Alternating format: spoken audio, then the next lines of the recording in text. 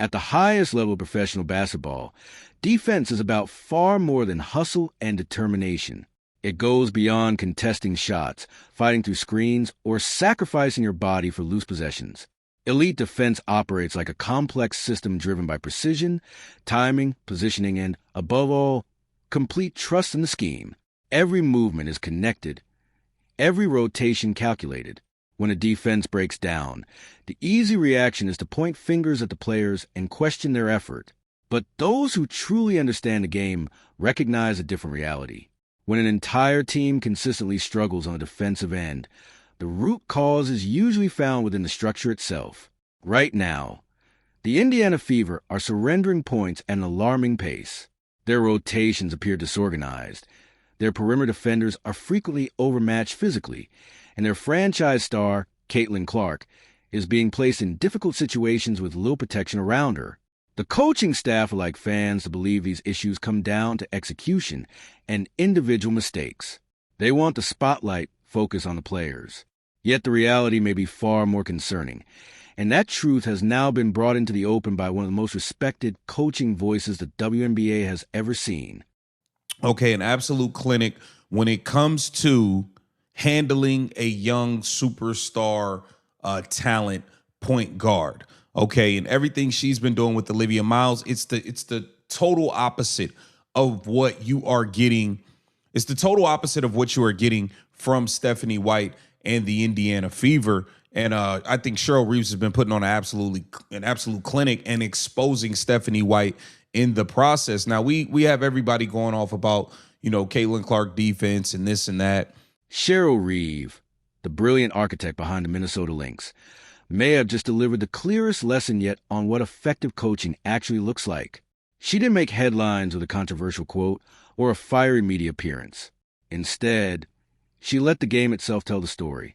Through disciplined execution and smart defensive principles, Reeves showcased a fundamental concept that the Indiana Fever have struggled to implement consistently: proper help defense. The system currently being used by Stephanie White is creating major problems on the floor. Indiana continues to rely heavily on a switch-everything defensive approach, a strategy that only succeeds when a team is filled with versatile, athletic defenders capable of guarding multiple positions. The Fever simply are not built that way. As a result, they repeatedly find themselves trapped in unfavorable matchups. Smaller guards are left battling dominant post players near the basket, while Aaliyah Boston is often pulled away from her strengths and forced to chase quick perimeter ball handlers. The outcome is predictable chaos. Defensive breakdowns pile up, opponents exploit the mismatches, and the players are left dealing with the consequences of a system that lacks the flexibility needed to maximize the roster's strengths. On an island, see Courtney back to the baseline in the gap, making sure Canada can't drive. On reversal, Olivia doubles Ryan Howard, Coffey splits the passing lane while Courtney scrambles to the corner and Olivia comes to pressure. Now, the point of this whole thing is Stephanie White wants to switch 1 through 5, which is absolute asinine when you don't have a bunch of like-sized players. You're getting 5'9" guards switched on the 6'6" centers. You're getting Aaliyah Boston stuck on 5'8" point guards at the three-point line. It's just ridiculous. Now compare that ongoing defensive confusion to the masterclass Cheryl Reeve and the Minnesota Lynx put on every single night. When you break down the film, especially the way they deploy and protect their talented point guard Olivia Miles, the difference is impossible to ignore. Reeve understands a simple truth that elite coaches never forget. You do not leave your primary playmaker exposed. You do not force the player who drives your offense to repeatedly defend bigger, stronger opponents without support. Watch how the Lynx handle these situations. When an opposing team attempts to create a mismatch by forcing a switch onto their guard, Minnesota does not simply accept it and hope for the best. Their defenders react instantly. Help defenders step into position, disrupt cutting actions, contain screens, and buy valuable time for the original defender to recover. Every player understands their responsibility. The entire defense operates in sync, moving together with precision and purpose. As the ball changes sides, rotations arrive immediately from the weak side, passing lanes are covered, and support is always in place. None of this is groundbreaking or complicated. This is a foundation of professional basketball defense. It is about awareness, communication, and understanding both the ball and your assignment at all times. Most importantly, it is about having a help side system that protects vulnerable defenders instead of constantly placing them in impossible situations. Courtney Williams is who we're paying attention to. She got her back to the baseline. She's gonna help. Okay, she's gonna bump Angel Reese and give Natasha Howard enough time to get through to meet her at the catch point. They're not gonna switch. They're not gonna switch and leave the little guard on a post player. Okay, she gets in her way. Natasha Howard gets back through. Okay, now look at this. You see how Olivia Miles is right here, one pass away. She's in help. You see how she's helping her team. But when you turn on the film and watch the Indiana Fever, that same level of defensive support is nowhere to be found. Time and time again, when Caitlin Clark is caught in a screen action or forced into an unfavorable matchup against a bigger opponent, there's little to no immediate help behind the play. Instead of rotating quickly or providing support, defenders often remain rooted in place as the possession unfolds. They watch as Clark is targeted in the post. They watch as offenses isolate her in space. And when those situations result in points, the criticism frequently falls on the player who is left to handle an impossible assignment alone. That is where the real problem begins. A team cannot rely on a flawed defensive structure, fail to provide consistent help side coverage, leave players exposed to repeated mismatches, and then place all the blame on individual execution. Defensive success starts with organization, communication, and trust in the system. Right now, Indiana's rotations often appear disconnected, and that lack of cohesion is creating opportunities for opponents to attack.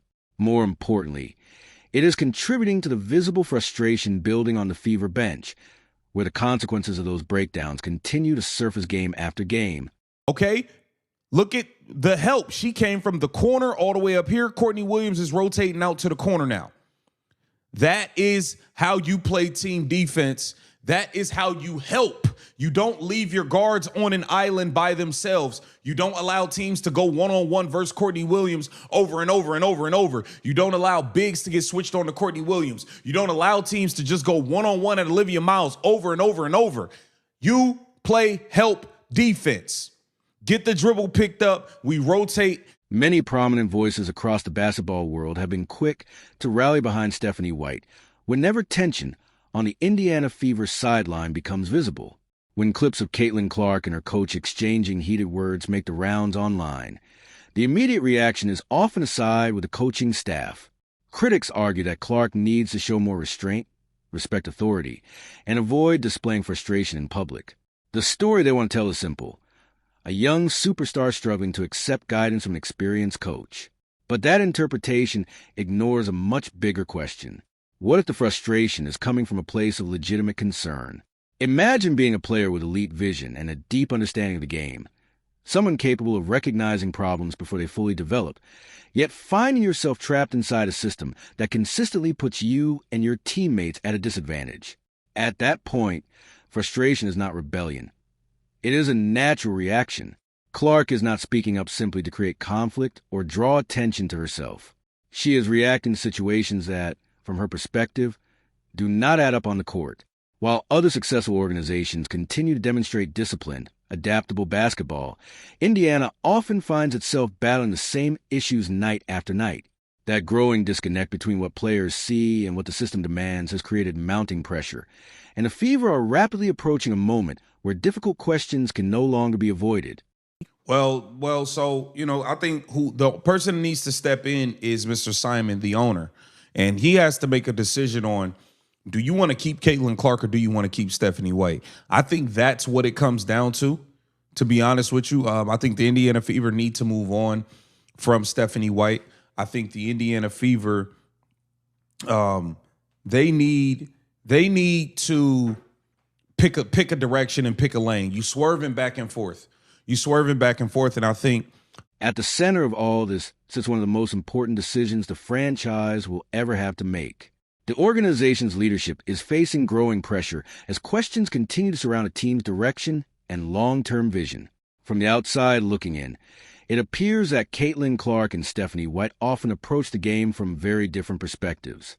One represents the new era of basketball, built around pace, creativity, spacing, and constant evolution. The other remains committed to a philosophy that many critics believe has struggled to keep up with the modern game. Whether that perception is fair or not, the tension surrounding the team continues to grow. The Fever can no longer afford to live in the middle ground. Public statements, internal meetings, and ongoing attempts to quiet the noise may buy time, but they do not address the underlying concerns. The front office assembled a roster that has faced scrutiny from the moment it was constructed, and the coaching staff has been criticized for failing to make the necessary adjustments when challenges arise. Meanwhile, enormous expectations have been placed on Clark, with many hoping her talent alone could overcome every weakness elsewhere on the roster. But basketball does not work that way. Even the most gifted players need a system that maximizes their strengths. And when fans begin to feel that a franchise is failing to put its brightest star in the best possible position to succeed, uncomfortable questions about leadership, vision, and accountability inevitably follow. And I just want Caitlin Clark moved, bro. Like, I just want her to get traded and let's move on, man. I don't want anything to do with this scammy-ass organization. They fumbled this thing. It's been embarrassing how this thing has gone. The roster that Amber Cox has assembled, absolute hot garbage. Just all around the board. It doesn't even stop at Stephanie White. She's the bonehead that's at the helm in terms of being on the floor and the decision making with Caitlin Clark. But in terms of Amber Cox being the GM, perhaps the most alarming development for the Indiana Fever is the growing shift in how many fans are viewing the situation. Increasingly, the conversation is no longer centered on how the team can solve its problems or turn the season around. Instead, more attention is being placed on whether Caitlin Clark is being put in the best environment to succeed. When a franchise reaches a point where supporters are openly questioning its direction and wondering if its biggest star would be better served elsewhere, it signals a much deeper issue than wins and losses. The concerns extend beyond individual games and into the overall vision of the organization. Cheryl Reeve's success has only intensified those discussions. Through disciplined execution and a clear identity, she demonstrated what a well-structured coaching staff can accomplish when every player is placed in a position to thrive. Meanwhile, critics of the Fever continue to argue that the team's talent is not being fully utilized. The organization can push back against that narrative and defend its approach, but the performances on the court remain under constant scrutiny. Defensive breakdowns, recurring mistakes, and visible frustration have become difficult to ignore. Ultimately, the pressure on Indiana continues to mount. Because if the franchise cannot find answers and create a system that maximizes the abilities of its cornerstone player, the questions surrounding the future of the team will only grow louder with each passing game.